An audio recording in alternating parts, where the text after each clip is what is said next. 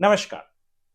Real estate में आदर्श घोटाला ये एक शर्मनाक वाकया है, जहां शहीदों के लिए घर आवंटित यानी जगह आवंटित की गई थी, पर वहां पर जब इमारत बनी तो उसके घर के मालिक कौन-कौन थे, ये नाम तो आप सभी लोग जानते हैं। उसमें कई नेता थे और कई अन्य अधिकारी थे। पर ठीक उसी तर्ज पर एक और रियल एस्टेट स्कैम हो रहा था, इस बार डॉक्टरों के नाम पर। जी हाँ, सन 2000 भारतीय जनता पार्टी और शिवसेना की जो पहली सरकार आई थी वो जा चुकी थी। प्रदेश में महाराष्ट्र में कांग्रेस और एनसीपी की सरकार थी और उस वक्त मुख्यमंत्री थे विलासराव देशमुख। और सन 2000 में एक सोसाइटी गठित की गई जिसका नाम था मेडिनोवा रीगल कोऑपरेटिव हाउसिंग सोसाइटी।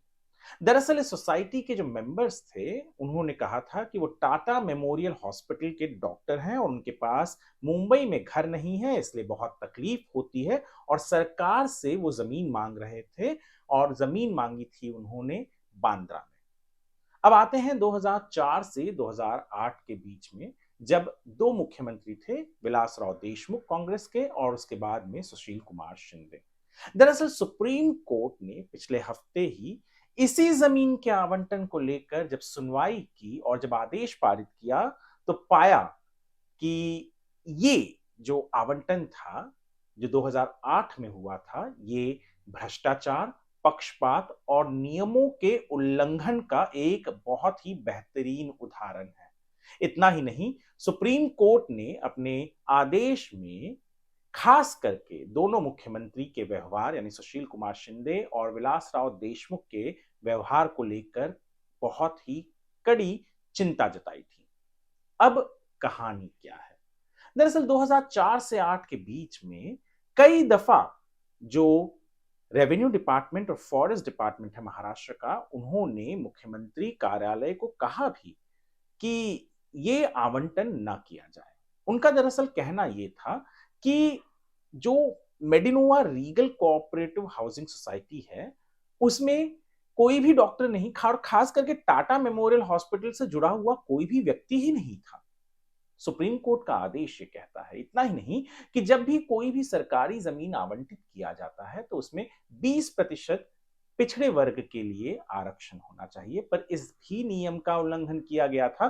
पर फिर भी जो अधिकारी थे उनकी बातों को दरकिनार करते हुए इन मुख्यमंत्री कार्यालयों ने जबरदस्ती ये 2008 में आवंटन किया, जिसे दरअसल इतने सालों से चल रहे केस के बाद अब इसी हफ्ते में सुप्रीम कोर्ट ने इस आवंटन को रद्द किया, कहते हुए कि ये नियमों का उल्लंघन है और साथ ही साथ उन दोनों मुख्यमंत्री के व्यवहार पर बहुत ही कड़ी चिंता भी जताई।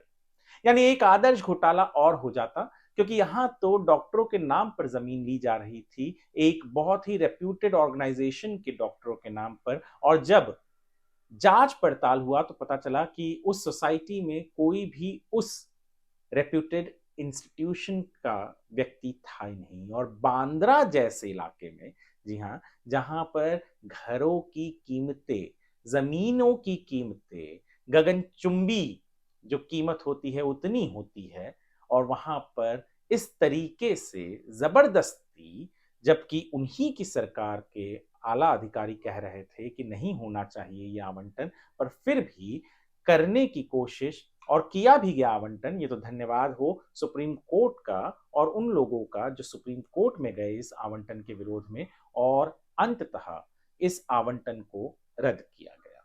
वरना आदर्श जैसा एक और घोटाला यहां होने में ज्यादा देर नहीं लगती।